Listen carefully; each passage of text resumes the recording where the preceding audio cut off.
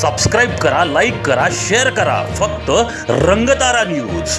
Bell icon दाबायला विसरू नका. निर्भीड आणि निष्पक्ष रंगतारा न्यूज. बाबासाहेब आंबेडकरांचा आज महापरिनिर्वाण दिन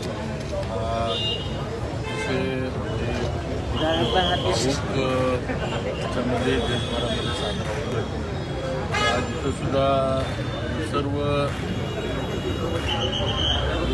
बंधू भगिनी सगळ्या पूज्य डॉक्टर बाबासाहेब आंबेडकरांना अभिवादन करायला आणि त्यांना हार अर्पण करायला असेल, त्यांचा आशीर्वाद घ्यायला असेल त्या ठिकाणी आणि सर्व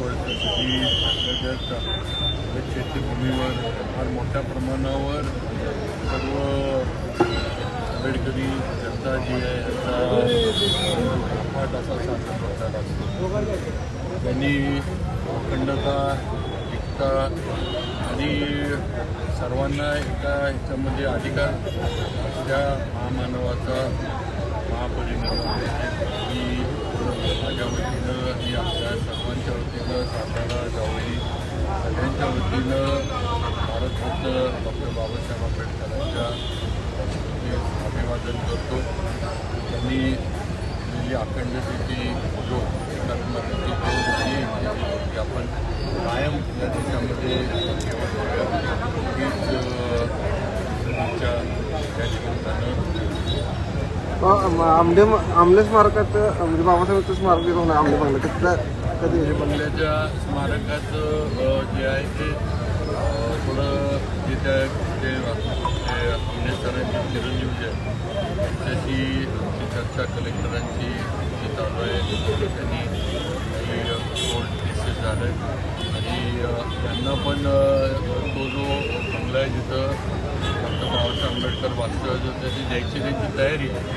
तर त्यांचं नीट त्यांना त्यांचं जे काही शासनाकडनं मोबदला जो आहे तो नीटनेटका मिळावा अशी आमनींची एक अपेक्षा आहे आणि मला वाटतं त्यांची अपेक्षा काही नाही.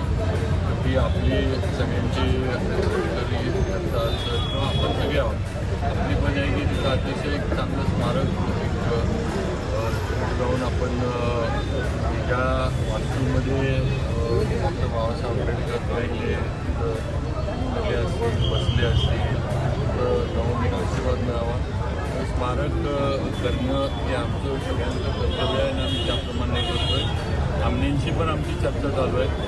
त्यांना जास्तीत जास्त मोबदला देऊ सरकारची पण आपण त्याप्रमाणे प्रस्ताव वगैरे केले.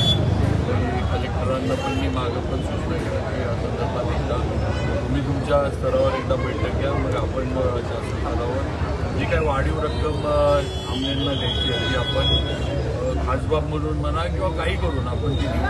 या अर्थाने स्मारक जे आहे ते आपल्याला